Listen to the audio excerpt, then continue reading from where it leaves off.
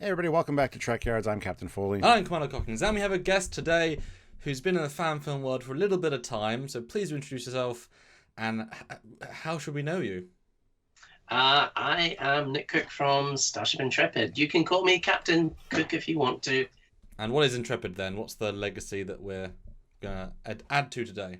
I don't know how many Trekyards viewers watch Intrepid. Probably not that many, but we've been making fan films since around 2003.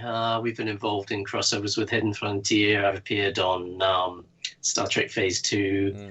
Quite a few things I've kind of chipped in on over the years. It's been a fun journey. But one of the more prolific fan filmmakers, I would say sort of second gen. The first gen was sort of a few and a bits, and you kind of like oh my god, the second gen.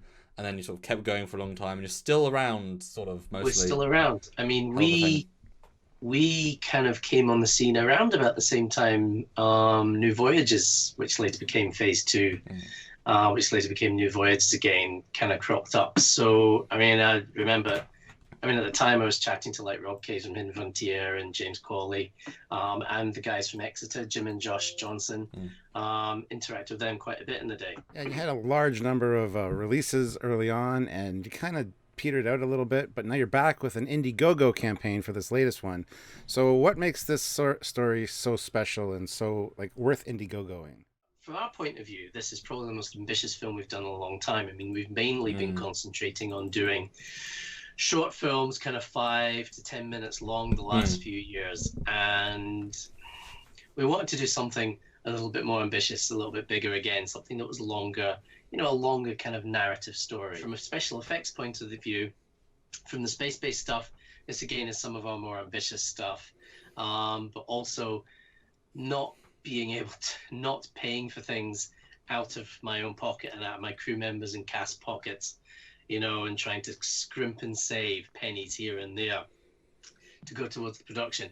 Basically, we have a budget, and we'll have a budget, and we can plan things much more carefully, and we can make sure that this is, hopefully the best film we've made to date, or certainly, if not the most ambitious one, certainly the most polished one. I know I wrote the script, I guess I'm biased, but I think we've got a very, very a classic Star Trek type story where I'm a big fan of time travel stories and that kind of thing. So we are crossing over the original series era of Star Trek with the post-Nemesis era of Star Trek. So we have a character who serves on a 23rd century Starfleet vessel, finding herself in the future, and then the story is where we go from that point. Do we send her back? Can we send her back? How did she get here? We've shot some of it so far. So far, we've had a lot of fun shooting the interiors. I think the exteriors, and a lot of this is going to be exterior shooting. I think it's going to be a lot of fun, and I think it'll be a fun romp of a story. Yeah, well, I'm excited for it because I love TOS and I love time travel stories. They're always my favorites, so I'm looking forward to it very much. But I'm a big fan of the original series. I grew up with the original series. I am very much, we're going back to the 70s here, and then became very much a Next Gen fan. So, the original series and Next Generation are very much two of the biggest influences on me as a fan and as a writer. So to kind of touch these two eras together kind of means quite a lot to me. The Intrepid sort of brand, as it was, has been going on a long time, but I do think you had a special distinction early on of being that nice, gentle medium of high-quality visuals, high-quality costumes, high quality, let's not say high-quality acting, but at least really effort acting. But I think for the time you guys were definitely a step above, and you definitely tried hard, and now, knowing that legacy with no money, or at least the money you could put in, obviously you already have the costume, so you sort of you got a set budget sort of already in the bank, as it were. But to have a budget going in must be a tremendously interesting experience, because you can theoretically up the ambition. Previously, obviously we've kind of paid for these things out of our own pockets, and it's money we could scrimp and save wherever, and sometimes we do have to cut corners. One of our big expenses, obviously, is we shoot on location a lot. We don't have the budget to build sets or to rent space to put sets. And unlike America, it's not quite so easy to get large spaces. I'm not suggesting it's easy for these things, but it's harder here to find those and to budget for those things. So we shoot on location a lot. Location shooting is hard and it is expensive. And the places we tend to shoot tend to be at least an hour, sometimes longer drive. So if we're traveling to these places, every day and then traveling back. That's 2 hours in the day that we're not filming. This way, the locations we're going to, we can stay overnight. We can afford to stay overnight, which is going to have us more time for shooting, more light to play with. It will be a little bit more relaxed, which means we can hopefully work on the performances a little bit more. You mentioned yourself, we try with the acting. We're hit and miss on these things, and I think some days we do better than other days. Some of our actors are stronger than others. For Echoes, which is the film we're crowdfunding for, we already have a number of actual local actors who are signed on to play roles in this. Amira Kremers, who will be playing our original series officer, Lieutenant Karras, she is a local actor. She was in The Fringe recently, in a show at The Fringe. We've also got a local theatre actor. She does a lot of community theatre here. Shona Smith, who also appears in our current film that comes out next month, A Treasure for the Ages. She's playing a different role here. They're not all screen actors, and not all people act in front of camera, but they have a lot of stage experience. We have a very, very experienced stage director. We've had 2 days of shooting already on interiors. First day was a little bit rocky because it was a change in getting used to a change. I struggle being hands off on these things. So we were stepping on each other's toes a little bit. But I managed, on the second day I stepped back and things just went very smoothly. And the performances that Laura's getting out of people are really good. Alan Johnston, who's playing the Venkari squadron leader, is some pretty powerful performance, pretty strong performances from him. So it's fair to say that with the sort of the budget and the also the public profile upping, that you're asking the public, you're being in the public eye, you think you might have you try to make the best thing ever that you can make. The best that we can do with the resources we've got. And I have to say, having never crowdfunded before, and I'm a very reluctant crowdfunder. I have no problems with people crowdfunding at all, and I think it's a great tool. I personally have always struggled with the idea of crowdfunding, just from the point of view, it's like I'm asking people to give me money to work on my film, and that makes me slightly uncomfortable. But I have to say, having crowdfunded this one, both myself and everybody involved feels a different type of pressure to try and make this the best film we've done so far. It's not pressure we've had before, because at the end of the day, we've been paying for it ourselves. It's our own time, our own money. At the end of the day, we really don't have to please ourselves. Other people are donating money to this, which is like amazing and flattering and humbling. But it does create a certain degree of pressure on us to want to do an even better film. Yeah, so a lot of people are probably wondering this. This is a question that's going to come up. A lot of your films prior were done before I think all of them were done before the guidelines actually came into effect from CBS.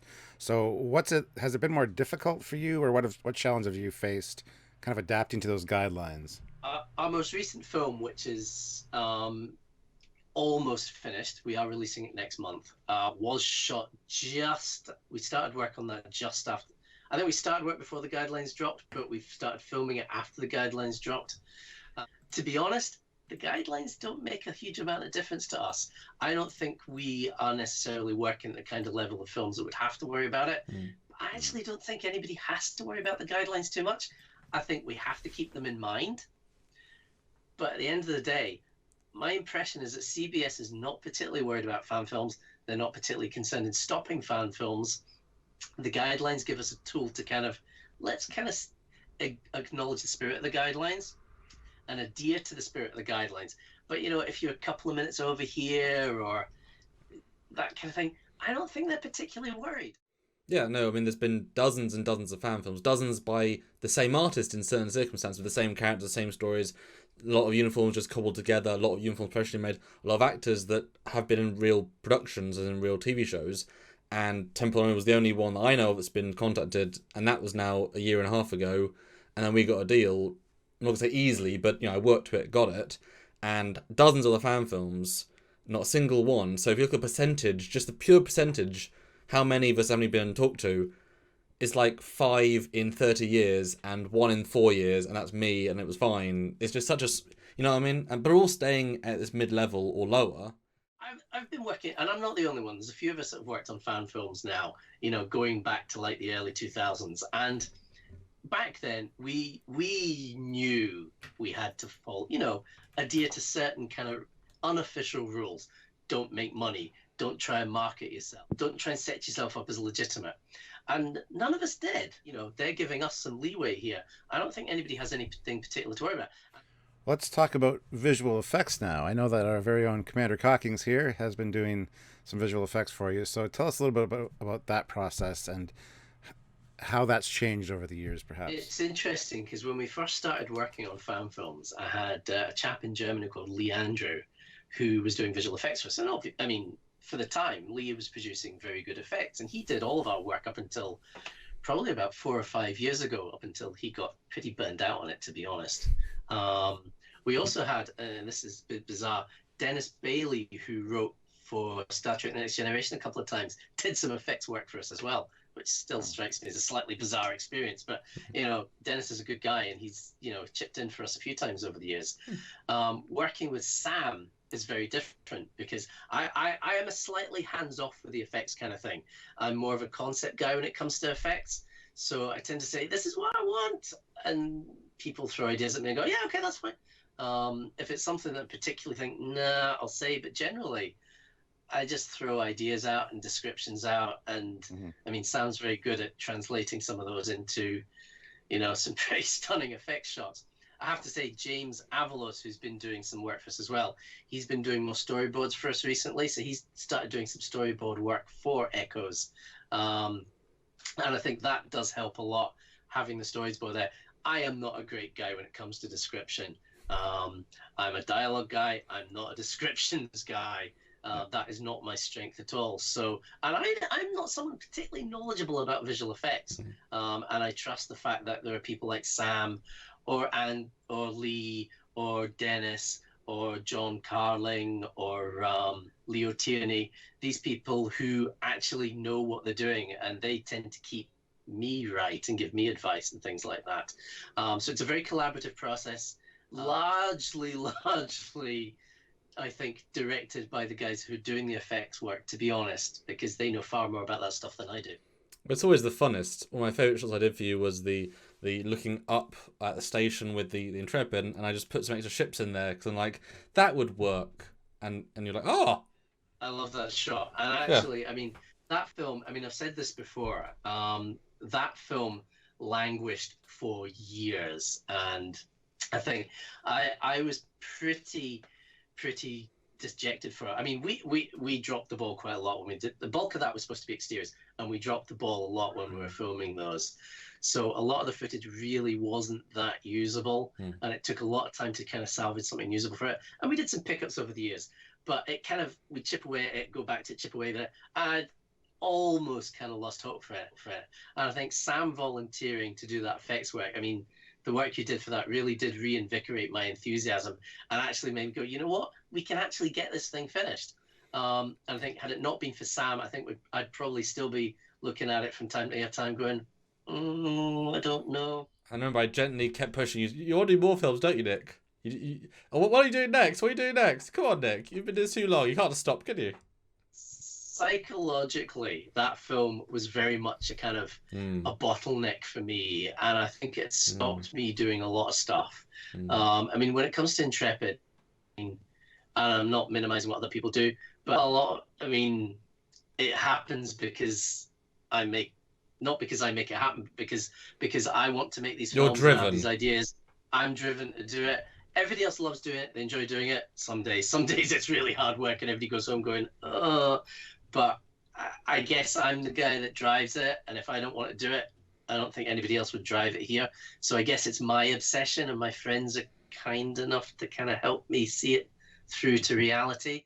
Which actually is kind of nice then, not to pimp out too much, but Convergence is an interesting one because you, me, and Robin are all the obsession people in our own group. So having all three on set is quite a unique experience, but we're all obviously passionate about it. But it's a different sort of vibe, that one. I love the crossover aspect of some of these films. And I mean, some of the most fun I've had on fan films was the crossovers we did with Hidden Frontier.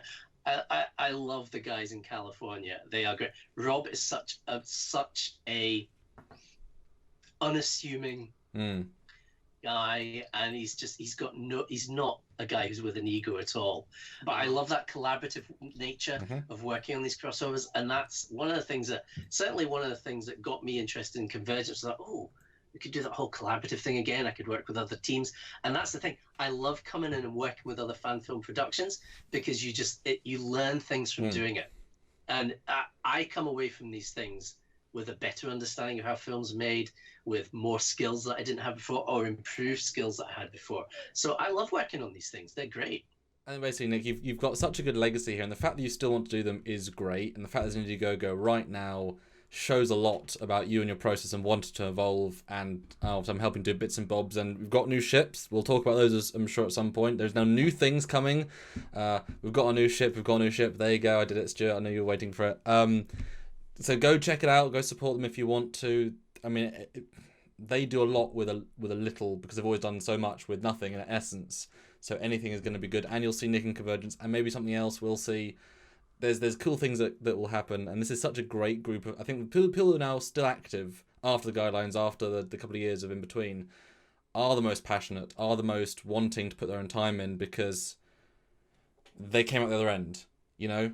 And so if we can support people doing these cool things, you know, I think the level's been raised so high in the medium space. No, that's it. Just if you guys can head over to the Indiegogo and help them out, that'd be awesome. And look forward to some really cool stuff coming up from Nick and Sam. 3 films this year, actually, Nick, if you can get this new one out. That's pretty good. This new one, A Treasure for the Ages, it will be out in April. We are premiering it at Edinburgh Comic Con, assuming we don't get cancelled because of coronavirus. And it'll be released online shortly thereafter. But it is essentially done. I'm waiting on a few pieces of score, and all the visual effects are in place. Sound effects are in place. I still have some color correction to do and a little bit of work on cleaning up the dialogue. But it's screenable now. It's done, cool. Which is amazing because that's 2 films this year. So if you guys can go check it out and help out, please do so.